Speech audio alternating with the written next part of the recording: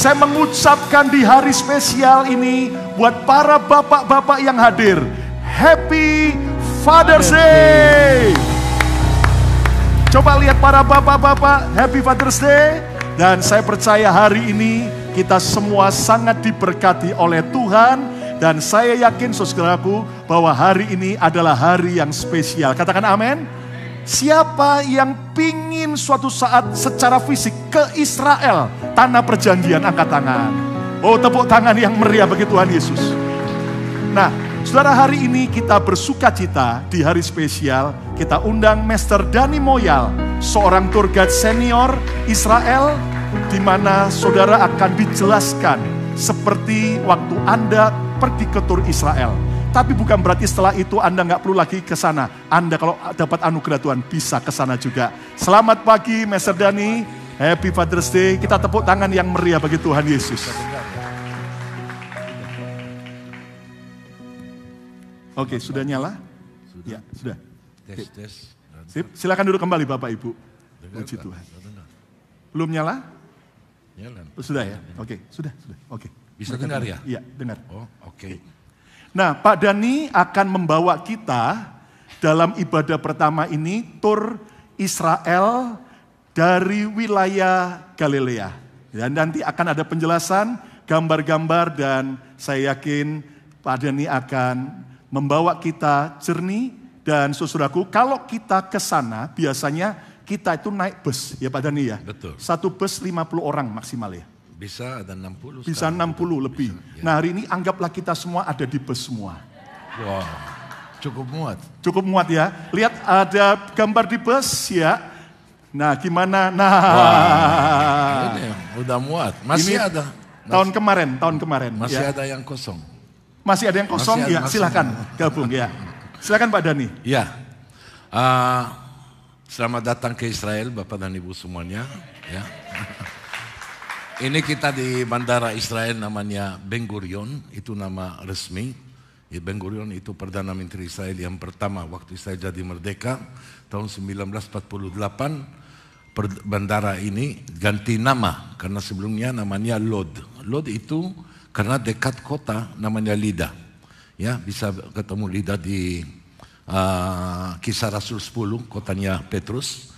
Tapi sesudah Ben Gurion meninggal, kasih hormat untuk David Ben Gurion.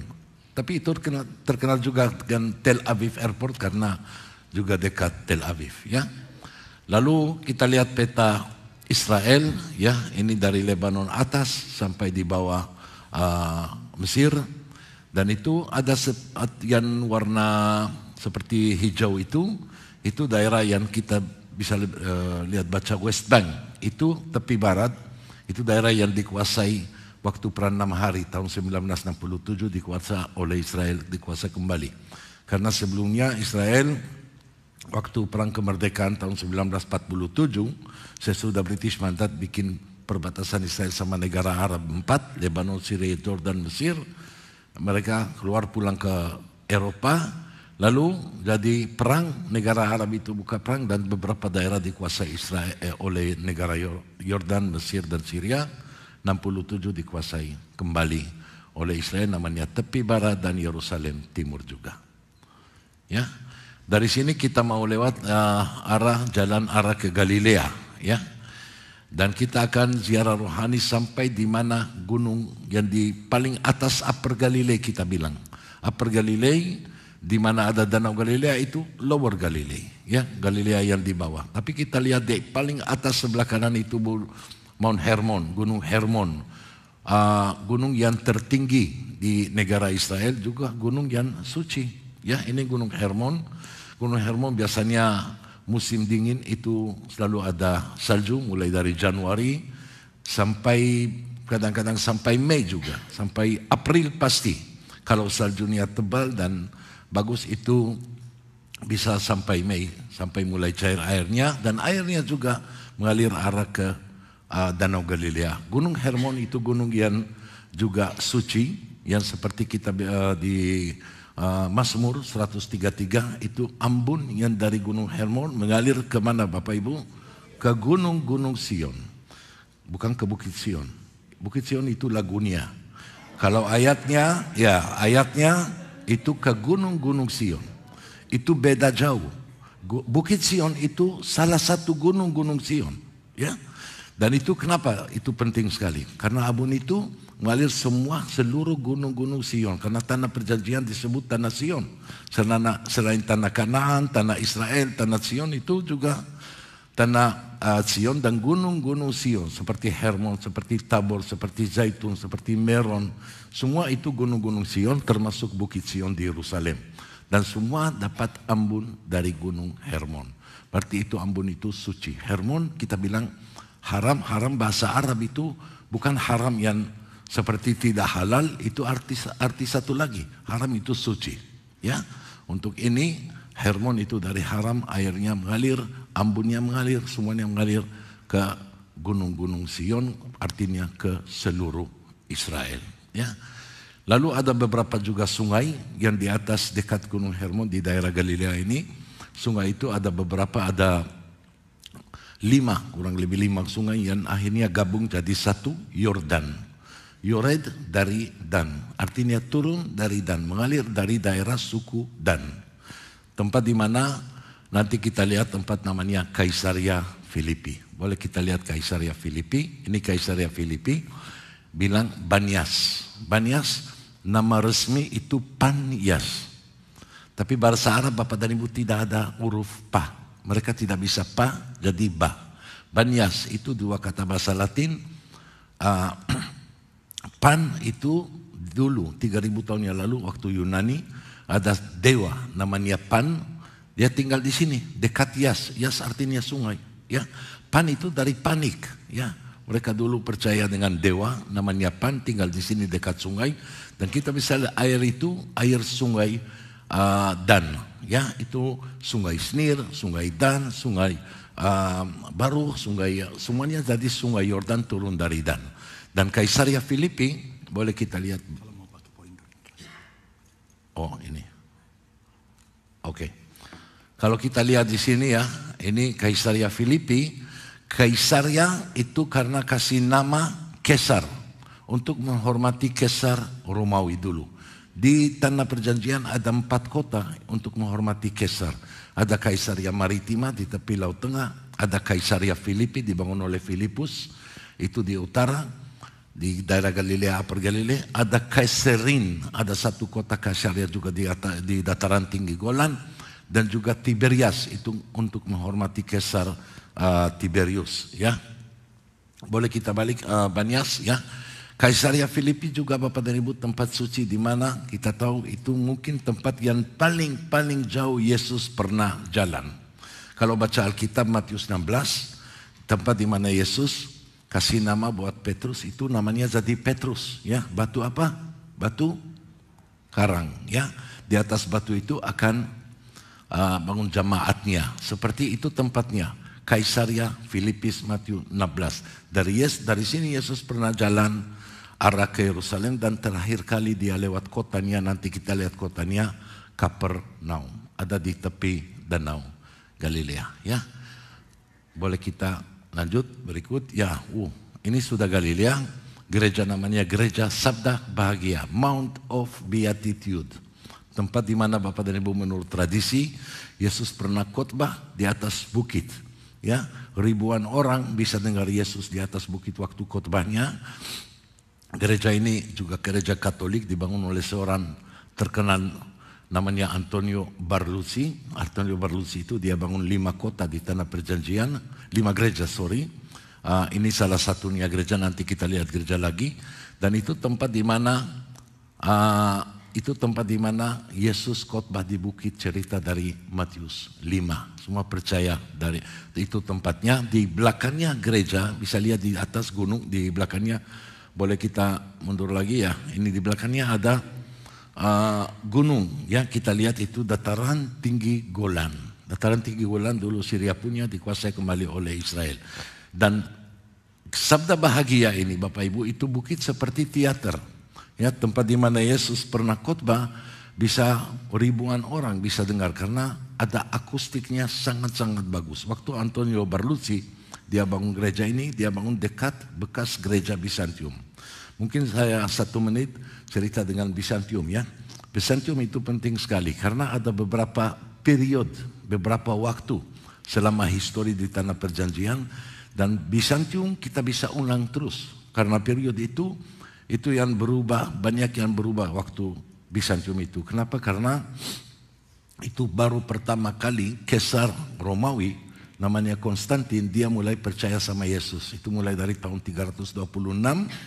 Lalu orang Bizantium sama Helena, Ratu Helena mamanya, mulai datang ke Tanah Perjanjian dan mulai cari tempat-tempat di mana Yesus pernah. Dan mereka selalu tanya, di mana cerita ini, di mana ini. Orang lokal semua tahu, mereka tunjuk tempatnya, itu tempatnya. Begitu seperti kita lihat di Galilea atau di Yerusalem, banyak gereja dari zaman Bizantium, mereka bangun tempat di mana tunjuk ceritanya, mereka bangun gereja di situ. Tapi gereja semuanya itu hancur oleh Persia 200 tahun sesudah Bizantium. Ada kerajaan Persia yang kuasai Tanah Perjanjian dan menghancurkan semua gereja-gereja itu. Masih ada runtuhan dan bekasnya. Cuman satu gereja nanti kita juga lihat, itu di Bethlehem, namanya Gereja Kelahiran Yesus Nativity. Sama juga Sabda Bahagia itu waktu Antonio Berlucci dia bangun gereja ini dekat bekas gereja dari zaman Bizantium. Berarti mereka percaya semua tempat itu tempat benar karena itu ditunjuk oleh orang lokal waktu Bizantium mulai dari abad yang keempat. Boleh kita lanjut ya, gereja yang berikutnya. Ini kita bisa lihat gereja multiplication. Ya, multiplication, tempat di mana mujizat Yesus 2 ikan 5 roti, 5.000 orang lebih bisa makan. Dan itu gereja bisa lihat ikon itu, ada 2 ikan sama 1 keranjang, bilang 5 roti, tapi kita bisa lihat hanya 4. Ya, menurut tradisi bilang 1 itu di tangan Yesus waktu memberkati 2 ikan 5 roti itu dan semua bisa makan. Lalu ikon itu waktu orang Jerman, satu aliran namanya Benedict, mereka mau bangun gereja ini mulai dari tahun 1932. Mereka ketemu ikon itu dari zaman Bizantium, dari abad yang keempat.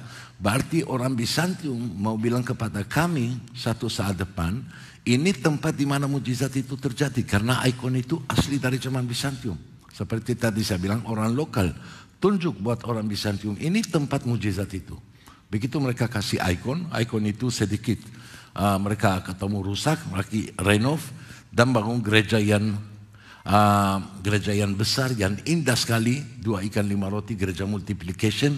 Ini gerejanya mulai dari tahun 1932 sampai 82, 50 tahun mereka bangun gereja ini karena waktu itu mulai dari 1932 mereka perlu banyak income, uang untuk bangun gereja ini. Dan dari donasi pelan-pelan sampai mereka 50 tahun bisa selesai gereja ini.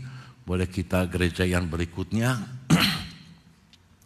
Ini gereja Saint Peter Primesi.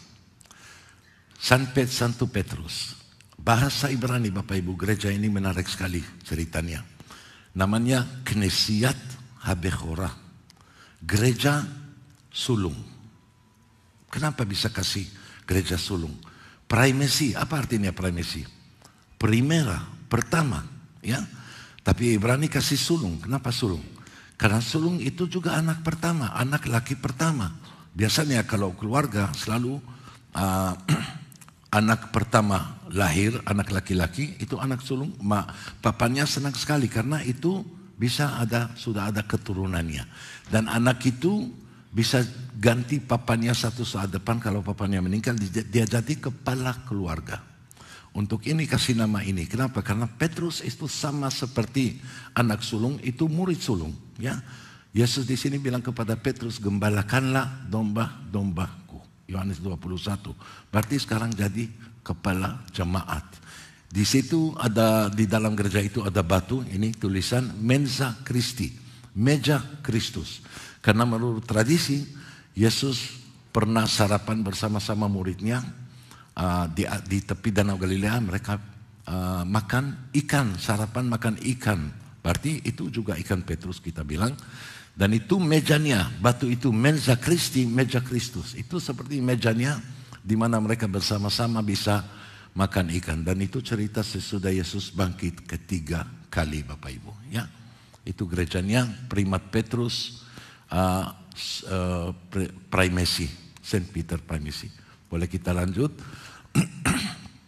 Wow, ini kapal perahu di Danau Galilea. Biasanya Bapak dan Ibu kita suka berlayar di Danau Galilea. Biasanya kita naik kapal di tempat dermaga di mana ada kibuts. Kibuts itu pemukiman, namanya Genosar. Genosar dalam bahasa Inggris kita bilang Genasaret. Kalau kita baca ayat dari Matius 14, itu benar tempat di mana Yesus pernah darat dengan perahu waktu masuk ke lembah Genasaret. Lembah Genasaret di situ ada Genosar, ada museum. Museum namanya The Ancient Boat, perahu yang lama. Karena di situ tahun 1986 ketemu perahu kapal yang lama, karena waktu itu Danau Galilea mundur jauh tepi danau. Kenapa? Karena beberapa musim sebelumnya kurang hujan, jadi mundur jauh tepi Danau Galilea ini. Sampai dua orang yang biasanya olahraga di tepi danau, mereka lihat sepotong kayu seperti ini yang kita lihat keluar dari air danau. Mereka tidak pernah lihat kayu itu sebelumnya. Mulai mereka cek, akhirnya ketemu ada perahu di dalam air danau itu. Perahu itu diangkat sesudah 3 bulan proyek karena kayunya terlalu soft ya, terlalu rapuh. Akhirnya bisa angkat bekas perahu itu, bawa ke darat dan dicek. Perahu itu pasti 100% dari zaman Yesus. Tapi tidak bisa bilang 100% Yesus pakai. Yang 100% itu dari zaman Yesus, yang 100% lagi itu tempat di mana Yesus pernah darat dengan perahu. Apalagi di situ ada pohon-pohon, 12 pohon dengan nama-nama semuanya. Karena perahu itu dicek oleh arkeologi bikin dari 12 jenis kayu. Seperti 12 murid. Itu bisa lihat bukti, itu bisa jadi buktinya Yesus pernah pakai atau tidak, itu tidak ada yang bisa bilang. Ya, Genasaret. Ini kapal, ini perahu itu. Ya, Danau Galilea bisa lihat Bapak dan Ibu semua senang. Ya, biasanya kita ada juga lagu Israel, folklore, ada yang nari-nari, belajar Shalom Aleichem, Ebenu Shalom Aleichem, dan lain-lain ya. Dan lagu Indonesia Raya biasanya angkat bendera Indonesia dengan lagunya Indonesia, lagu nasional Indonesia Raya. Dan juga ada tim perahu biasanya mengajarin rombongan semua bagaimana bisa nari-nari dengan folklore, lagu Israel ya. Selain lagu Indonesia dan lain juga. Itu seperti kurang lebih 1 jam suasana dan pengalaman yang enak sekali ya. Bisa yang merasa kuat, bisa jalan atas air, coba di situ juga. Bisa tidak, saya tidak tahu. Ya, boleh kita berikut. Wow, Kapernaum. Bahasa Ibrani, Kfar Nahum. Kampungnya Nahum, seorang namanya Nahum. Tidak tahu siapa Nahum itu, mungkin wali kota waktu itu. Tapi itu kota yang terbesar di danau, di daerah Tiberias, Danau Galilea. Tadi waktu kita lihat Kesaria Filipi, saya sudah bilang, Yesus terakhir kali lewat kotanya, itu Kapernaum. Kenapa Yesus pilih Kapernaum jadi kotanya? Itu kota yang terbesar di daerah Galilea, di Danau Galilea waktu Yesus.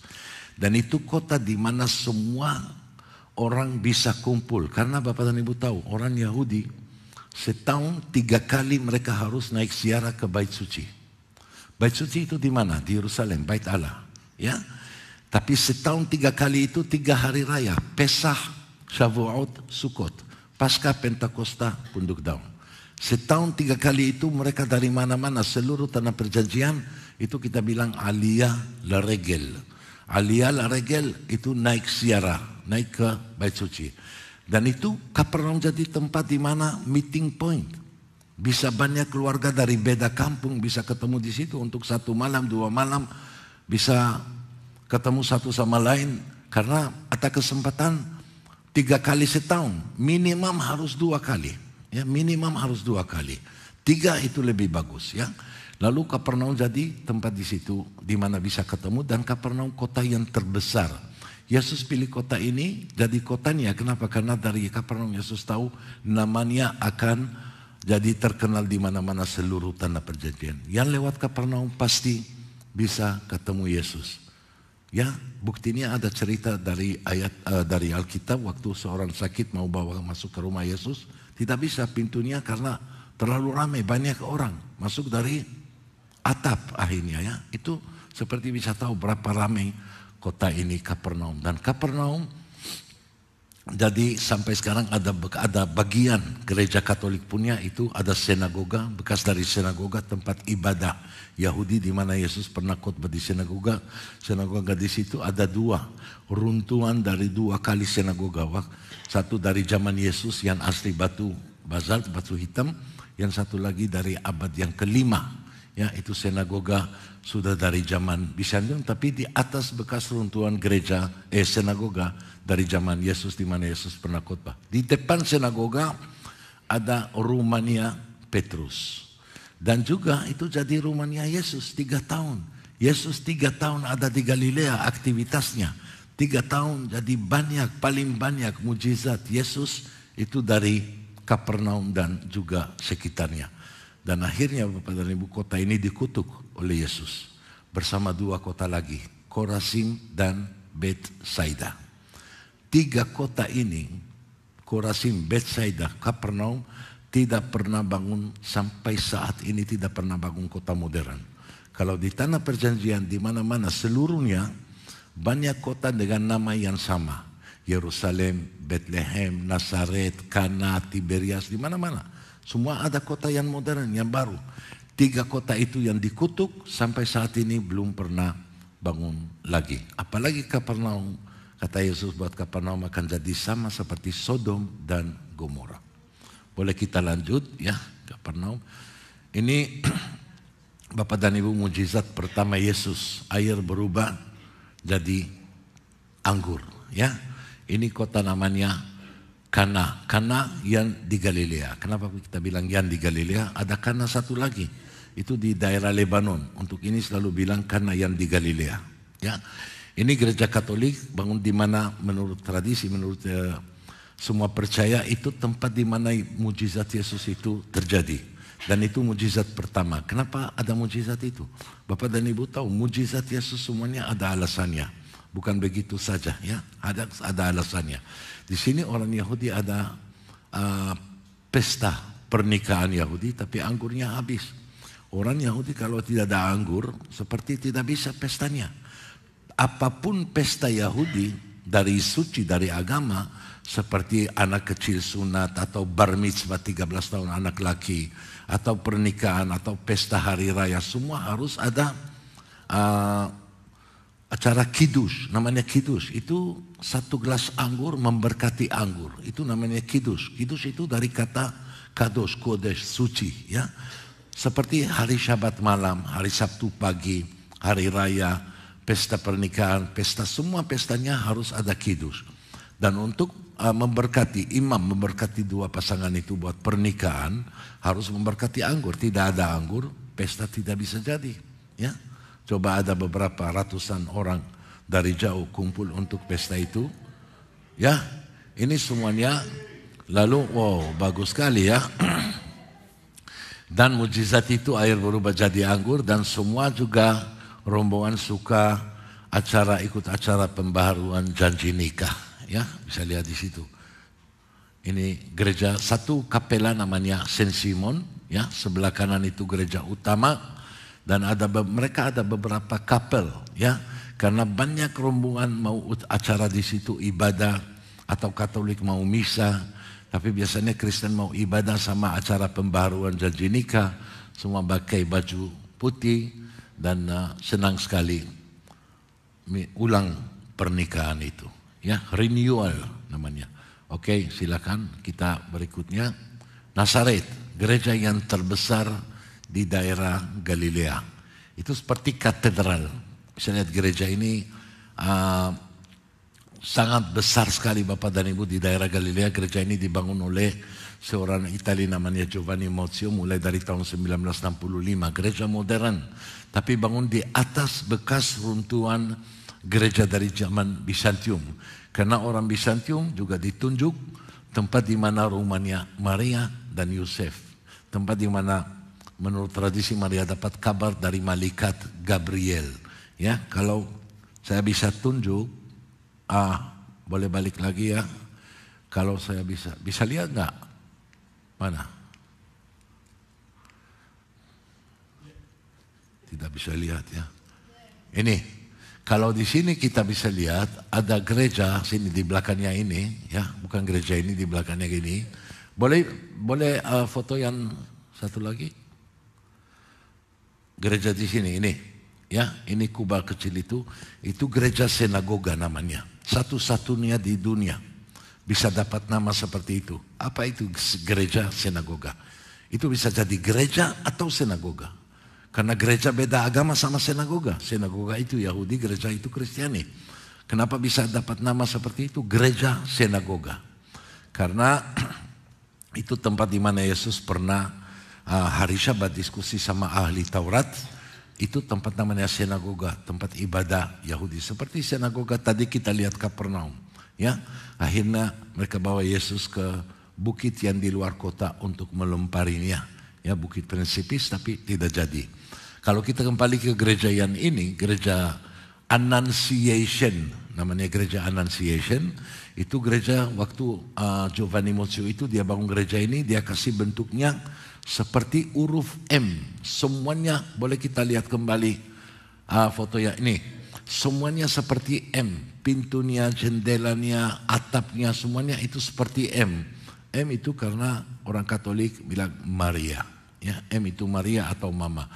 Di gereja itu 2 lantai, gereja indah sekali. Bekas rumah Maria ada di situ. Di luar ada juga gambarnya Maria dari mana-mana seluruh dunia. Bagaimana Maria dari Indonesia, Maria dari Amerika, Maria dari mana-mana. Ya, itu gereja namanya Annunciation, gereja kabar baik atau kabar gembira.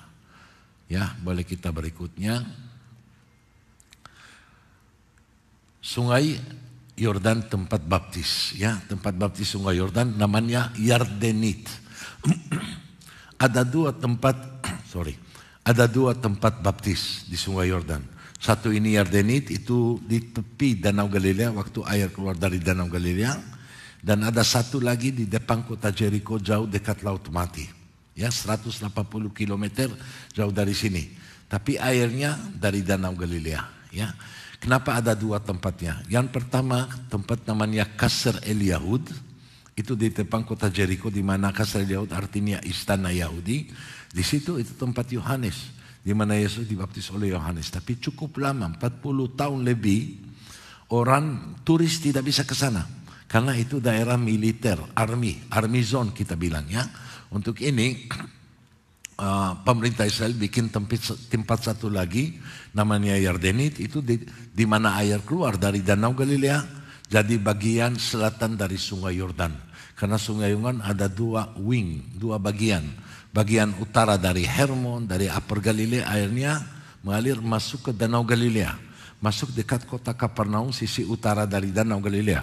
Kalau sisi selatan dari Danau Galilea, itu air keluar dari danau dan mengalir 180 km kurang lebih sampai Laut Mati. Dan itu air Sungai Yordan. Yordan itu perbatasan alami Israel antara Yordan. Kalau kita tadi bilang tepi barat, sisi barat dari Sungai Yordan, sisi timur itu negara Yordan. Dan tempat Yardenit itu jadi sangat populer buat orang yang suka baptis atau pembaharuan baptis, ya, seperti renewal di tepi Danau Galilea, di mana sungai itu airnya mengalir arah ke Laut Mati. Ya, boleh kita berikut Gunung Tabor. Wow, sangat bagus ini, indah sekali. Tabor bahasa Ibrani seperti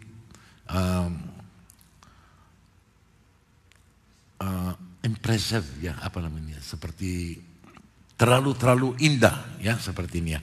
Hanya 600 meter di atas permukaan laut, 588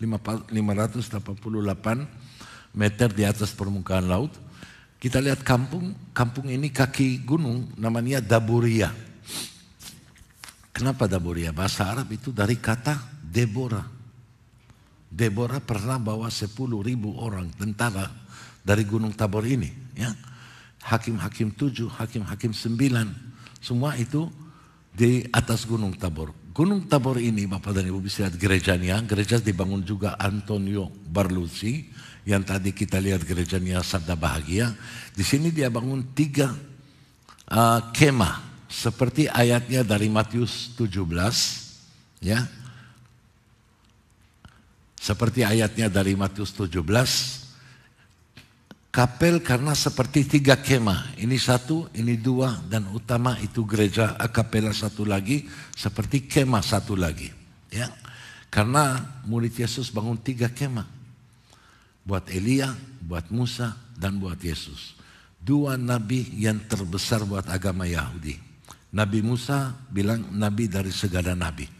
Paling tinggi karena Nabi Musa satu-satunya bisa ketemu nama Elohim, wajah Elohim. Waktu dia sangat berani di Gunung Sinai bilang saya mau ketemu wajah Anda. Ya, Nabi Elia, nabi yang menyelamatkan agama Yahudi beberapa kali, termasuk cerita di Gunung Karmel. Kalau kita baca 1 Raja-Raja 18, Isabel yang bawa Nabi Baal, Nabi Asyera, 450 nabi itu di Gunung Karmel. Dan Nabi Elia menyelamatkan agama Yahudi waktu itu. Kalau di sini Yesus naik ke atas bukit yang tinggi dan Yesus berupah-upah di depan mata muridnya. Matius 17 dan Antonio Barluzzi dia bangun gereja yang indah ini di atas bukit Tabor ini, Gunung Tabor ini. Kalau dalam gereja di bawah ada bekas gereja Bizantium. Sama juga ada bekas batu di mana semua percaya itu tempat Yesus dimuliakan. Waktu di Gunung Tabor kita bisa lihat ada ikon di depan gereja. Indah sekali gereja ini. Dan kita bisa lihat ceritanya bagaimana Musa dan Elia sama-sama dengan Yesus di Gunung Tabor ini. Ya, boleh ikut. Ada lagi? Lembah Megido. Tadi dari Gunung Tabor kita lihat Lembah Megido. Itu namanya Bapak dan Ibu semua semua bekas arkeologi itu namanya Har Megido. Har itu bukit, tapi bukit yang pendek, ya, bukit yang pendek. Har Megido jadi Armageddon. Lembah Armageddon. Lembah yang terbesar di tanah percaya. Ini Gunung Tabor yang di ujung di situ ya, saya lihat. Yang di ujung sana itu Gunung Tabor ya. Gak kelihatan, ya, paling ujung, paling kanan. Semua perang dulu, zaman dulu, semuanya itu di lembah ini karena lembah yang terbesar. Ya, Har Megido jadi dulu targetnya untuk waktu perang semua mau kuasai Megido ini, jadi bisa kuasai tanah perjanjian karena itu pusatnya. Ada jalur utama Damaskus Mesir semua lewat sini. Dan menurut Wahyu perang akhir zaman juga akan di kota Megido itu atau Har Megido. Tidak jauh dari situ ada kota namanya Nain, tempat juga mujizat Yesus. Dan Megido itu ada bekas runtuhan dari zaman dulu, zaman Solomon. Ya, pertama kali Raja Solomon yang bangun kota ini. Lalu ada beberapa civilization, ya, arkeologi ketemu di situ 21 kita bilang berabadan, ya, seperti berabad-abad, ya, seperti ada beberapa civilization waktu ketemu 21 kali orang pernah bangun gereja kota ini. Luar biasa, tepuk tangan yang meriah bagi Tuhan Yesus. Terima kasih. Saudara, biasanya ketika kita tur akan ada kesempatan tanya jawab dari peserta kepada tour guide, baik juga pada tour guide maupun pada pembimbing rohani. Nah, paling tidak Pak Dhani, saya masih ingat ada 2 pertanyaan yang berkesan dari para peserta tur selama beberapa kali saya bawa ke sana. Yang pertama adalah, mungkin kalau ada saudara yang bisa jawab juga boleh. Mengapa Yesus itu berjalan di atas Danau Galilea? Ada yang tahu? Kenapa dia berjalan di atas air, tidak naik kapal waktu itu? Jawabannya adalah karena biaya kapalnya terlalu mahal. Makanya Yesus jalan di atas air. Lalu pertanyaan yang kedua, ketika tadi ke Nazaret, biasanya bertanya begini orang-orang. Setelah mengunjungi gereja Maria, gede banget, ya kan? Seperti tadi. Lalu kemudian di dekatnya ada gereja Yusuf, ya, rumahnya Yusuf. Betul, di atas. Rumahnya Yusuf kecil, saudaraku.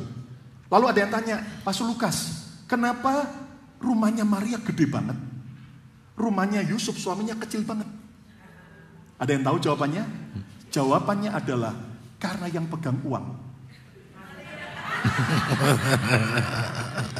Semua uang adalah milik Nah, para ibu-ibu tepuk tangan yang meriah ya kan. Tapi itu jangan bilang waktu Father Day. Father Day juga.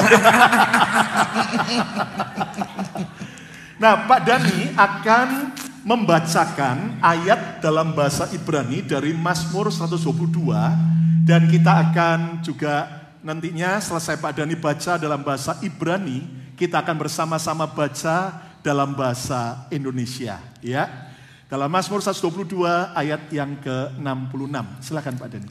שיר המעלות לדוד, שמחתי באומרים לי, בית אדוני נלך, עומדות היו רגלינו בשערייך ירושלים. ירושלים הבנויה כעיר שחברה לה יחדיו, ששם עלו שבטים שבטיה, עדות לישראל, להודות לשם אדוני. כי שם ישבו כיסאות למשפט, כיסאות לבית דוד. שאלו שלום ירושלים נשליו אוהבייך. יהי שלום בחילך, שלווה בארמונותייך. למען אחי ורעי אדברה נא שלום בך. למען בית אדוני אלוהינו אבקשה טוב לך. Puji Tuhan, tepuk tangan yang meriah. Sekarang kita baca sama-sama langsung ayat yang ke-66. 2, 3. Berdoalah untuk kesejahteraan Yerusalem. Biarlah orang-orang yang mencintaimu mendapat sentosa. Tepuk tangan yang meriah bagi Yesus Tuhan. Saudara, kalau Anda mau alami sentosa, bahagia, damai, walaupun di tengah-tengah gejolak politik yang ada di Israel, antara Israel, Palestina dan sebagainya, kita nggak mau terlibat dalam hal politik. Namun kita memberkati biar ada damai sejahtera atas Yerusalem, atas Israel. Dan siapa yang mencintai Yerusalem, Israel juga akan dicintai Tuhan. Tepuk tangan yang meriah bagi Tuhan Yesus. Terima kasih Pak Dani, Tuhan memberkati. Nah, saudara sekalian, Anda mungkin bertanya, kenapa kita perlu hari ini melihat tentang tempat-tempat di mana 2000 tahun yang lalu Tuhan Yesus pernah ada. Tahukah Anda bahwa ternyata Yesus itu bukan cuma sekedar dongeng, tapi Yesus adalah sejarah yang dapat dinyatakan. Yang mengerti katakan amin. Nah, saudara sekalian, apa yang kita bisa belajar? Lihat dalam Ibrani pasal 13 ayat yang ke-8. Yuk kita baca bersama-sama 2, 3. Yesus Kristus tetap sama, baik kemarin maupun hari ini dan sampai selama-lamanya. Ulangi lagi 2, 3 keras. Yesus Kristus tetap sama, baik kemarin maupun hari ini dan sampai selama-lamanya. For Jesus doesn't not change. Tuhan tidak berubah. Nah, kalau 2000 tahun yang lalu Yesus mengasihi kita, percaya hari ini Dia mengasihi kita semua. Kalau 2000 tahun yang lalu Yesus buat banyak mujizat bagi orang-orang yang membutuhkan mujizat, percayalah Tuhan tetap sama. Dia bisa buat mujizat buat saudara, dan saya tepuk tangan yang meriah bagi Tuhan Yesus. Nah, salah satu sebutan Yesus di dalam Yesaya 9, gelar yang Yesus diberikan oleh Yesus adalah selain Raja Damai, tetapi juga Everlasting Father, Bapa yang kekal. Nah, kenapa Yesus disebut sebagai Bapa yang kekal? Karena Yesus adalah Bapa yang tak pernah berubah. Dulu, kemarin, hari ini, bahkan sampai selamanya. Saudara, Anda yang sudah pernah ke Israel secara fisik bersyukur. Tetapi walaupun Anda mungkin belum pernah ke sana, namun kita percaya bahwa kuasa Tuhan tidak terbatas oleh tempat dan waktu. Katakan amin.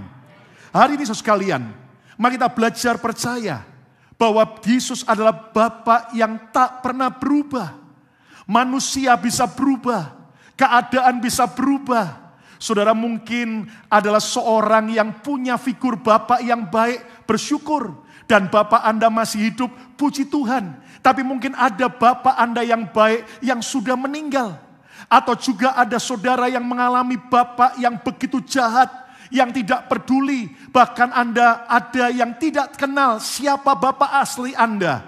Namun percayalah, walaupun Bapa dunia mengecewakan, ada Bapa surgawi kita, Yesus yang tak pernah mengecewakan kita. Tepuk tangan yang meriah bagi Tuhan Yesus. Apa makna Yesus sebagai Bapa yang tak pernah berubah?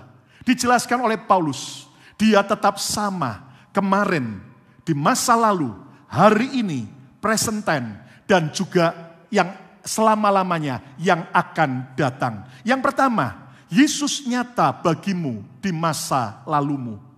Saudara, setiap kita punya masa lalu. Baik hari kemarin, minggu lalu, atau bulan lalu. Mungkin setahun yang lalu, atau mungkin 10 tahun yang lalu, atau 20 tahun yang lalu.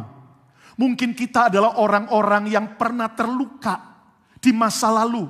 Kita mungkin adalah orang yang pernah dikecewakan, pernah gagal, pernah berbuat dosa, pernah bertindak hal-hal yang bodoh.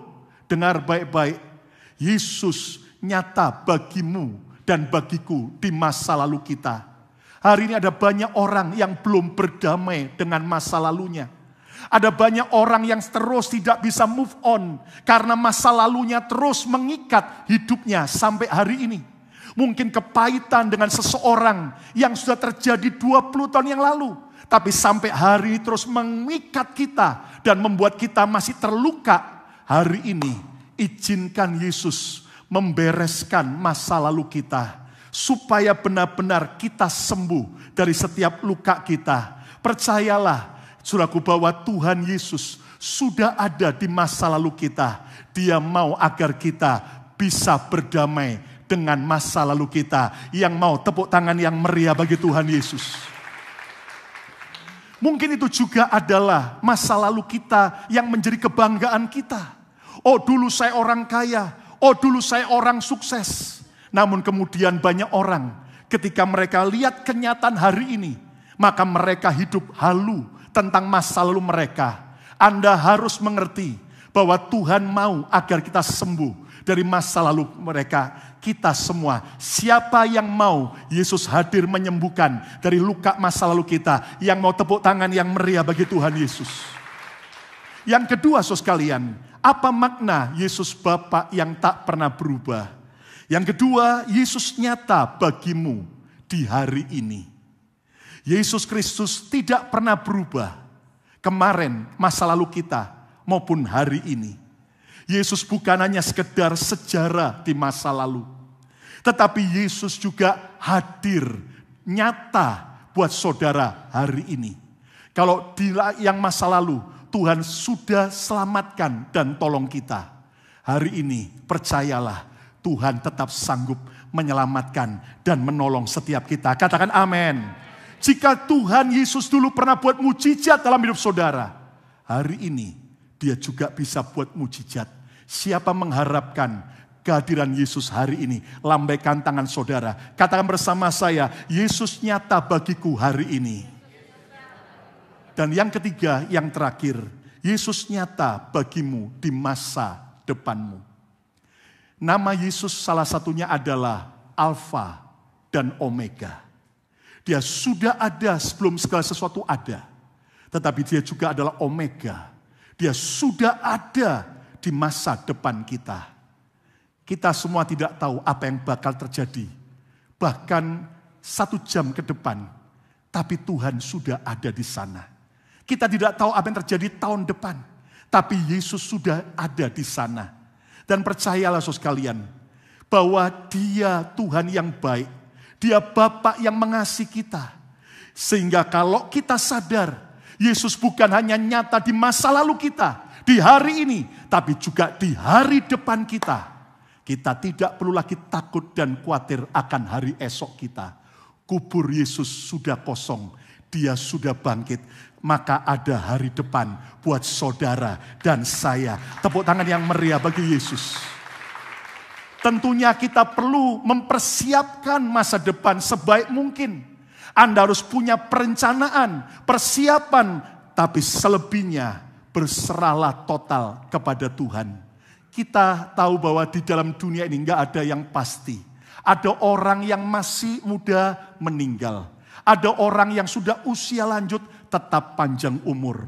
Ada orang yang kelihatannya ganteng, cantik, sukses, malah akhirnya sakit. Tapi ada orang yang biasa-biasa tetap sehat. Saudara sekalian, nggak ada yang pasti. Namun saya mau beritahu, masa depan kita terjamin di dalam Yesus. Ayo tepuk tangan yang meriah bagi Tuhan Yesus. Izinkan Tuhan yang pegang kendali masa depanmu. Kesimpulannya, Yesus Kristus adalah Bapa yang tetap sama. Kemarin, hari ini, dan selamanya. Apapun yang engkau sedang hadapi, Tuhan Yesus Bapa yang tak pernah berubah. Yang pertama, Yesus nyata bagimu di masa lalumu. Izinkan hari ini Tuhan hadir di masa lalu kita. Menyembuhkan setiap trauma, ketakutan, semua luka. Sehingga kita bisa merdeka dari masa lalu kita dan berdamai dengan masa lalu kita. Yang kedua, Yesus nyata bagimu di hari ini. Apapun yang engkau sedang butuhkan hari ini, Yesus adalah jawaban. Dan yang ketiga, Yesus nyata bagimu di masa depanmu. Percaya, the best is yet to come. Yang terbaik Tuhan sediakan buat saudara dan saya. Tepuk tangan yang meriah bagi Tuhan Yesus. Apapun kondisi dunia, bersama Tuhan kita akan nikmati.